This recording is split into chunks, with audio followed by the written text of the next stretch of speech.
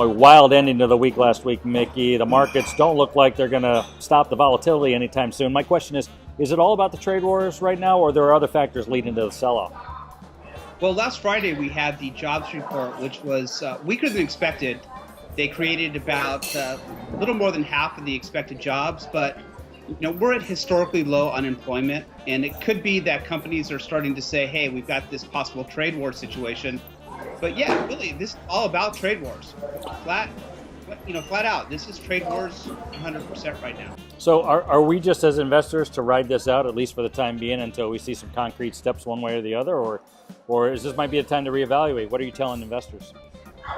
We're getting to the point in the market where earnings are going to play this key part. If earnings are not as good as expected, and this trade war situation continues to add volatility, and last week we hit the point where the S&P 500 broke what's called the 200-period moving average, and we bounced back above that. But if we break back below there and hold below that, we will, I know for my clients, we will be looking at making changes for portfolios to start lowering allocations and reducing risk.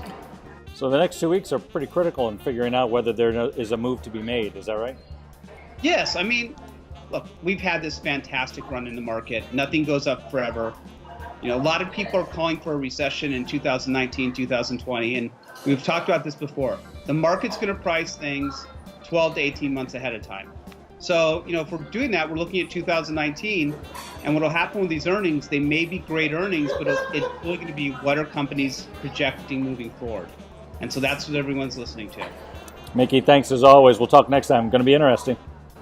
Yes, it is. Thanks, David.